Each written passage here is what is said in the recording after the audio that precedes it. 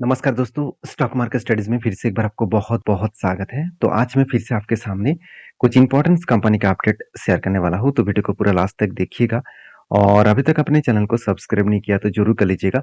Continuously information और updates पाने के लिए चैनल के ऊपर बने रहिएगा। तो चलो देख लेते हैं कौन-सा कंपनी है इस वीडियो के अंदर।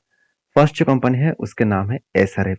तो एसआरएफ के बारे में बात करूँ तो कंपनी इंडिया के एक पॉपुलर अ, देखा जाए तो एक केमिकल कंपनी से और इस कंपनी आज नहीं 1970 में स्टार्ट हुआ था। अराउंड कंपनी 50 साल क्रॉसओवर कर चुके हैं।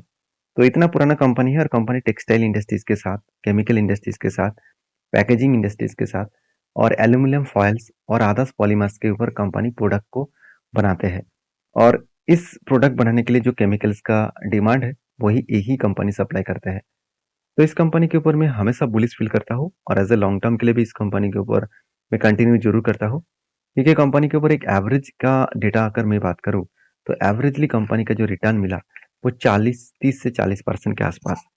तो कंपनी बेस्ट तरीके से रिटर्न भी दिया, उसके साथ साथ कंपनी का परफॉर्मेंस भी आपको बेस्ट देखने को मिलेगा। तो मुझे पिछले दिन में दो दोस्तों ने कमेंट किया, सर कंपनी बेस्ट है तो इस कंपनी के ऊपर लास्ट ईयर में कंपनी की इतना खराब परफॉर्मेंस क्यों हुआ जो नेगेटिव में चला गया। तो यहाँ पे देखिए नेगेटिव चले जाने के पीछे एक रीजन है। कंपनी के ऊपर देखिए 10 साल में कुछ अच्छा खासा ग्रोथ हुआ, 5 साल में भी हुआ, 3 साल में भी हुआ।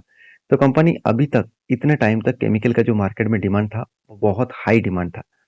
अभी कुछ मतलब लास्ट ईयर में 2023 से लेकर 2022 से लेकर एक्चुअली 2022 के एंड ऑफ द पीरियड से लेकर 2023 तक यहाँ पे जो 1.5 month sorry 1 year and half month में जो सिचुएशन बना केमिकल इंडस्ट्रीज के ऊपर, जो मार्केट में डिमांड बहुत कम हो गया और डिमांड कम होने के कारण कंपनी का सेल्स में बहुत ज़्यादा प्रेशर देखने को मिला। सेल्स कम होने के कारण कंपनी का प्रॉफिट मार्जिन में भी बहुत बड़ा इम्पैक्ट आया। तो कहने का मतलब है कि कंपनी का जो प्रॉफिटेबिलिटी है वो बहुत हद तक यहाँ पे गिर चुके हैं और आज कंपनी जिस लेवल में है वहां से क्या रिकवरी करने का कोशिश है, बिल्कुल कर सकते हैं। क्योंकि केमिकल के बिना कुछ काम नहीं हो सकता। जो लोग सोच रहे हैं कि केमिकल बंद हो जाएगा, केमिकल कंपनी बंद हो जाएगा, उसके लिए बता दूं, आज आप घर में सुबह से लेकर शाम तक जो प्रोडक्ट यूज कर रहे हैं, जो खाने पीने का चीज आप खा रहे हैं, जो ड्रेस आप पहन रहे हैं, सब कुछ आपको केमिकल से ही बनाया जाता है। आपके घर में जो पेंट किया गया है वहां पे भी केमिकल है, आपके जो खाने पीने का चीज है वहां पे भी केमिकल्स है। तो इसका मतलब केमिकल के बिना आज इंडस्ट्रीज चल नहीं सकता। तो जो लोग सोच रहे हैं कि केमिकल कंपनी खराब हो जाएगा, बंद हो जाएगा, उसके लिए बता दूं, केमिकल कंपनी एक बेस्ट कंपनी है। और उसके साथ में ये भी बता दूं कि टोटल जो कंपनी का जो कैश फ्लो है वो आप देखेंगे तो कंपनी का जो कैश फ्लो है वो लगातार यहाँ पे बढ़ता हुआ देखने को मिले। और उसके साथ साथ बैलेंस शीट भी देखेंगे तो देखिए कंपनी अगर बेकार होता तो कंपनी के रिजर्व नहीं बढ़ते। कंपनी का कर्जा बढ़ा, मान लेता हूँ कंपनी का कर्जा बढ़ा, कितना कर्जा बढ़ा, 4,900 करोड़। और उसी हिसाब से कंपनी क्या क्या खुद के इन्वेस्टमेंट भी बढ़ा दिया 2,600 करोड़ के आसपास। तो बेस्ट तरीके से यहाँ पे सारे परफॉर्मेंस को देखने को मिला, जिसके चलते कंपनी का आगे चल के ग्रोथ होने का चांसेस बहुत बढ़ जाएगा। तो एज ए इन्वेस्टर इस कंपनी के ऊपर क्या कर रहा है वो देख लीजिए। इन्वेस्टर कोई भी माल बेचने के लिए तैयार नहीं है, चाहे म्यूचुअल फंड हो, चाहे एफआईएस हो, चाहे डीएस हो, हर किसी व्यक्ति ने कंटिन्यू कर रहा है। उसके साथ साथ प्रोमोटर भी खुद के होल्डिंग को कंटिन्यू कर रहा है। तो इस कंपनी के ऊपर 50% प्रोमोटर के पास और बाकी 50% बाकी इंस्टीट्यूशन पब्लिक के पास। तो अच्छी कंपनी है जिसलिए हर कोई इस कंपनी के ऊपर निवेश करके रखे है। तो फिलहाल के लिए इसका सिचुएशन क्या है वो मैं बता दूं। कंपनी बहुत दिनों तक देखिए कि रेंज के हिसाब से ट्रेड किया और मुझे बहुत बार ट्रेड मिला। और इस कंपनी के ऊपर फिलहाल के जो रिसेंट ट्रेड मिला था तभी मैंने आपको बताया था कि रिसेंट ट्रेड मिलने के बाद यहाँ पे मुझे टारगेट इस लेवल में हुआ और फिर से देखिए नीचे आ रहा था, नीचे तो आ नहीं पाया और ऊपर भी जा रहे हैं। तो इसी बीच में वो फंसे हुए हैं। तो बीच बीच में फंसे हुए हैं, इसके कारण मैंने कोई ट्रेड नहीं लिया। क्योंकि जब तक मुझे कोई पैटर्न्स ना दिखे तब तक कोई ट्रेड में कंटिन्यू नहीं करूंगा। मैं इंतजार करूंगा उस मौके का जब तक इसका मौका ना मिले। तो बाकी आपके क्या ओपिनियन है जरूर मुझे कमेंट्स करके बताना। तो नेक्स्ट जो कंपनी है उसका नाम है टाटा स्टील। देखिए फाइनली टाटा स्टील के ऊपर एक शानदार तरीके से मोमेंटम जर्नी देखने को मिला। देखिए टाटा स्टील के ऊपर दो दो एंट्री था।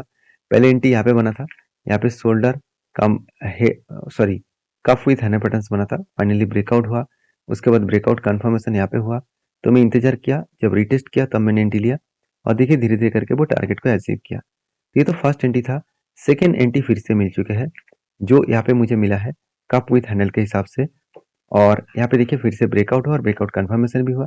उसके बाद रिटेस्ट कर रहा है, तो रिटेस्ट करने के बाद मैं जरूर यहाँ पे एंट्री लेने वाला हूँ। तो मैं जरूर कहूँगा ये जो जितने सारे एंट्री पॉइंट्स बन रहा है, तो प्लीज इसको ब्लाइंडली आप जाकर ट्रेड मत कर लीजिएगा, क्योंकि हर किसी का अलग अलग ओपिनियन है। मैं खुद के स्ट्रेटेजीज के हिसाब से एंट्री ले रहा हूँ। आप प्लीज आपके जो एडवाइजर है उसके साथ बातचीत करके काम करना, क्योंकि हर किसी का अलग अलग डिसीजन होते हैं, तो उस डिसीजन को फॉलो अप करके चलना पड़ता है। क्योंकि आप अगर ब्लाइंडली किसी को फॉलो करके एंट्री ले लेंगे तो आप बुरी तरीके से फंस भी सकते हैं, क्योंकि मेरा फंड मैनेजमेंट अलग है। किस तरीके से मैं फंड को मैनेज करता हूँ, कहाँ पे मेरा स्टॉप लॉस है, वो मेरे खुद के अंदर है। मैं आपको स्टॉप लॉस और फंड मैनेजमेंट आपको नहीं बता सकता, क्योंकि वो सेबी के रूल्स के खिलाफ है। तो मैं हमेशा आपको किस तरीके से एंट्री ले, मतलब किस तरीके से एंट्री पैटर्न बनता है, इस एंट्री पैटर्न को फॉलो करके आप काम कर सकते हैं, वही चीज मैं आपके साथ शेयर कर रहा हूँ। देखिए टाटा स्टील के ऊपर एक बात कंफर्म मैं आपको बता दूं कि कंपनी के ऊपर एक चीज को ध्यान देना, कंपनी का जो क्वार्टर रिजल्ट है वो बेस्ट तरीके से रिजल्ट इस बार देखने को मिले। पिछली बार का जो रिजल्ट हुआ था उससे रिजल्ट सेम टू सेम हुआ। एक्सपेंस को कंपनी बहुत हद तक कम किया, जिसके चलते नेट प्रॉफिट जो 2,500 करोड़ का लॉसेस था वो 500 करोड़ का प्रॉफिट में कन्वर्ट हो गया। मतलब लॉस मेकिंग कंपनी प्रॉफिट में कन्वर्ट हुआ। तो एक पॉजिटिव मोमेंटम जरूर है मेरे हिसाब से। बाकी आप इस कंपनी को किस तरीके से सोचते हैं जरूर कमेंट्स करके बताना। कंपनी का बोरिंग्स जो है वो अभी भी है, कर्जा तो है, और कंपनी का रिजर्व भी बढ़ता हुआ देखने को मिले। जो लोग सोच रहे हैं कि टाटा स्टील बेकार कंपनी है, उतना ज्यादा तेजी से भागते नहीं, तो उसके लिए बता दूं मेटल सेक्टर इसी तरीके से काम करते हैं।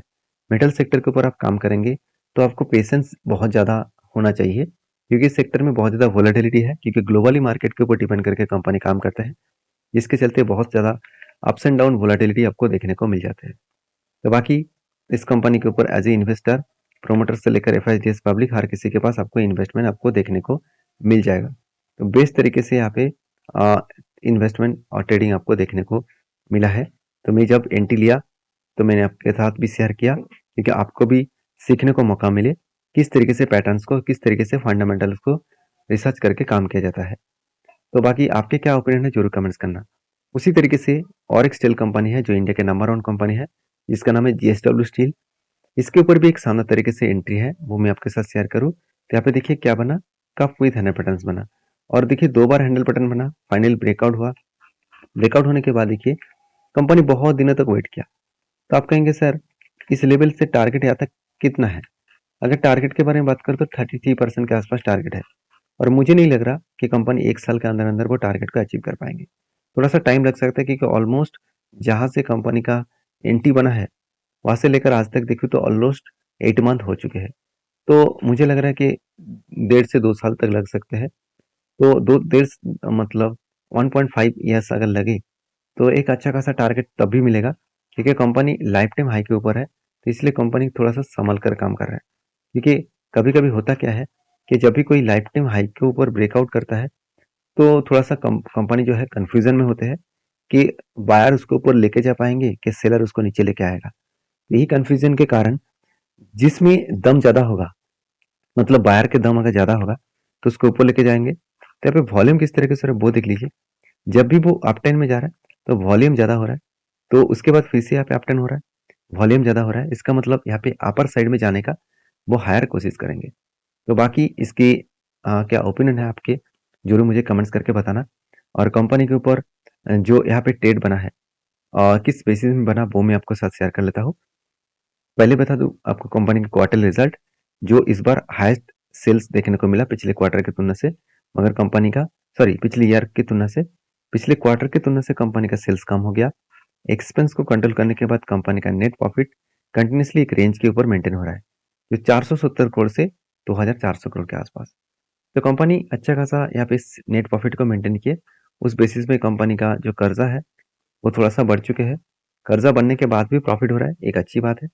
कंपनी खुद के बिजनेस के ऊपर अच्छा खासा निवेश भी किया है, और कंपनी के हाथ में कितना पैसा है वो मैं आपको भी दिखा दूं। कंपनी का हाथ में 10,000 करोड़ के आसपास कैश है। तो इन्वेस्टर क्या कर रहा है इस कंपनी के ऊपर, देखिए म्यूचुअल फंड से लेकर एफएस और डीएस, हर कोई व्यक्ति इस कंपनी के ऊपर कंटिन्यू करना चाहते हैं। तो इंस्टीट्यूशन जिस तरीके से इन्वेस्टमेंट करके रखा है, तो कुछ ना कुछ तो बड़ा धमाका होने वाला है। बाकी इस कंपनी के ऊपर आपकी क्या राय है ज़रूर कमेंट्स करके बताना। तो वीडियो अच्छा लगे तो प्लीज़ लाइक करना। मिलते हैं नेक्स्ट वीडियो में, तब तक के लिए